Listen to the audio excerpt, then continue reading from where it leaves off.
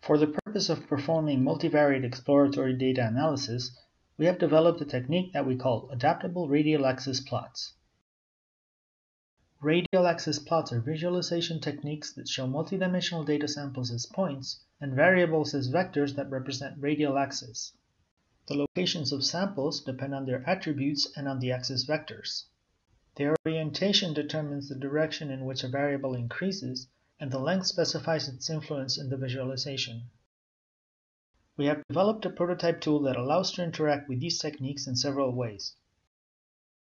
For example, when using the well-known method star coordinates, users can modify the axis vectors in order to search for cluster structure, outliers,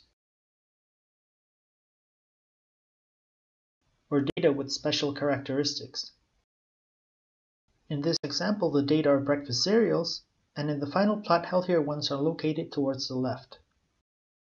Another well-known method is the principal component biplot, where labeled axes are included in the plots. Users can visually estimate attribute values of samples by orthogonally projecting points onto the axis. Principal component biplots define specific fixed sets of axis vectors that yield optimal estimates in a least square sense for an entire dataset. Therefore, users cannot update the axis vectors freely.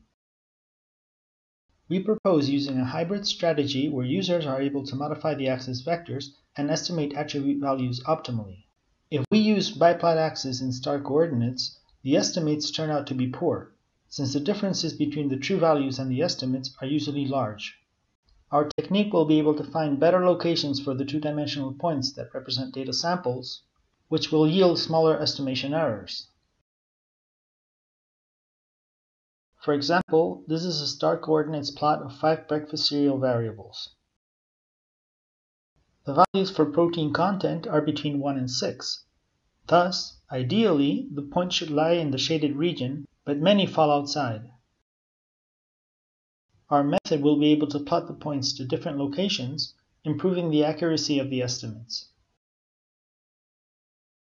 We can observe the overall accuracy of the estimates by analyzing the sum of estimation errors over every data sample. In this example that uses 4 breakfast cereal data variables, the sum of estimation errors for our method is about 132. These increase up to about 547 when we apply star coordinates. Another way to enhance the estimates consists of applying an orthonormalization procedure on the axis vectors, which leads to an orthographic star coordinates plot.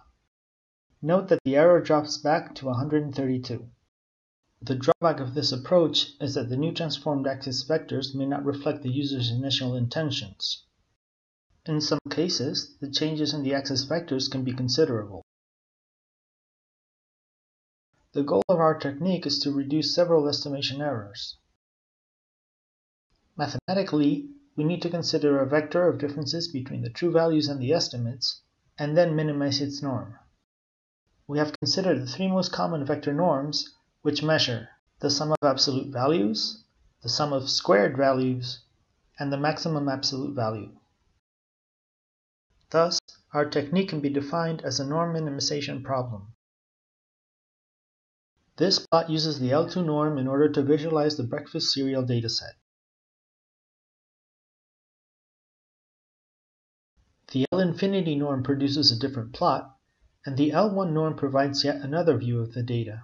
Note that analysts may make different decisions when searching for cereals with large values of protein. In this example, the data is related to cars. Assume we are interested in heavy cars with large acceleration and horsepower, but low fuel consumption. The choice of norm may affect our decisions considerably. The marked red sample does not stand out when using the L2 norm.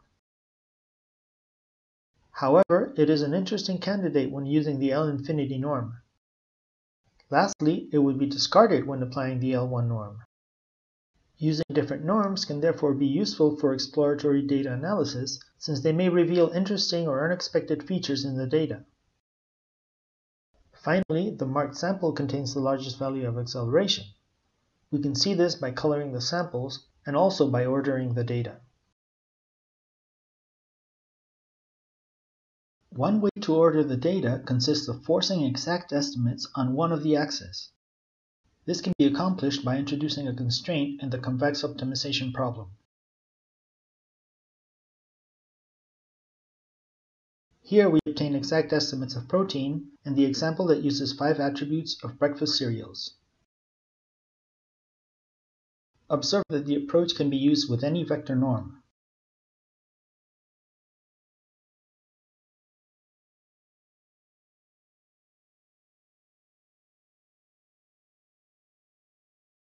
A milder constraint consists of forcing the estimates to be ordered correctly on one of the axes. This allows to increase the overall estimation accuracy with respect to the plots based on exact estimates. It is also possible to approximately order the data by enlarging an axis vector. However, this compresses the points and the labels in the direction of the axis. In practice, the axis vector needs to be very large in order to order the data correctly.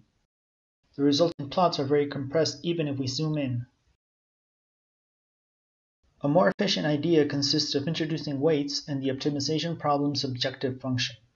These weights control the relative accuracy of the estimates on the axis. In the example, the weight associated with protein is 10 times larger than the rest. The optimization problem focuses on reducing the estimation errors on that axis, which ends up ordering the data. We hope these examples illustrate the benefits of our approach for data analysis.